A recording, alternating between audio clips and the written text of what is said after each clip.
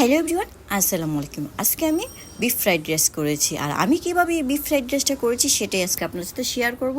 আর এই পুরো রেসিপি দেখতে চাইলে অবশ্যই আমার সাথে থাকতে হবে। তাহলে চলুন আর কথা না বাড়িয়ে মূল রেসিপিতে চলে যাই।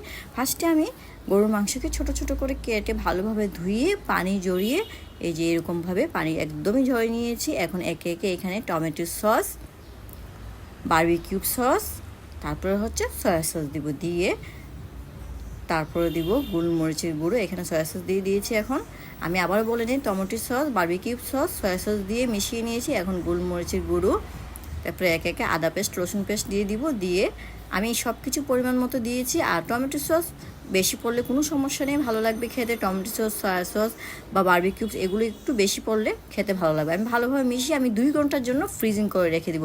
অবশ্যই 2 ঘন্টা রাখতে হবে, তাহলে মাংসটা একদমই সফট হয়ে যাবে। আর 2 ঘন্টা পর আমি ফিরে আসছি। এসে একটা সসপ্যান বসিয়ে আমি এই ম্যারিনেট করা মাংসটা চুলায় পাতিলে দিয়ে একটু নেড়ে চেড়ে আমি ঢেকে দেবো। আমি কিন্তু কোনো তেল দিই নেই, তেল ছাড়া মাংসটা দিয়ে দিয়েছি।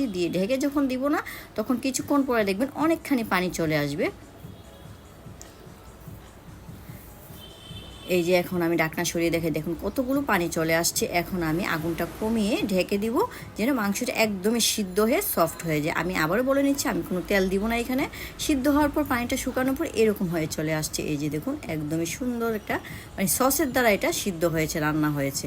এখন আমি সসপ্যানের মধ্যে তেল আর পেঁয়াজ আর কাঁচামরিচ দিয়ে একটু নেড়ে চেড়ে আমি 3টা ডিম ফেটে নিয়েছি। সেই ডিমটা এখন দিয়ে ভালোভাবে মিশিয়ে নিব। আর ফ্রাইড রাইসের জন্য তো আপনারা জানেনই, অবশ্যই আগে থেকে পোলাও চাল দিয়ে ভাত রান্না করে রেখে দিতে হবে। আর সেটা আমিও করে রেখে দিয়েছি। আমি আগে থেকে ওইটার আমি দেখাই নাই, ওইটা দেখাতে গেলে অনেক বড় হয়ে যাবে ভিডিও। তার জন্য আমি বলে নিচ্ছি, আমি আগে থেকেই পোলাও চাল লবণ আর পানি দিয়ে সিদ্ধ করে ভাতের মতো করে রেখে দিয়েছি। এখন এই যে এখানে আমি ডিমের ঝুড়িটার মধ্যে এই মাংসটা দিয়ে ভালোভাবে মিশিয়ে নিব। মাংসটা কিন্তু খেতে ভীষণ টেস্ট হয়েছিল আর একদমই সফট হয়েছে।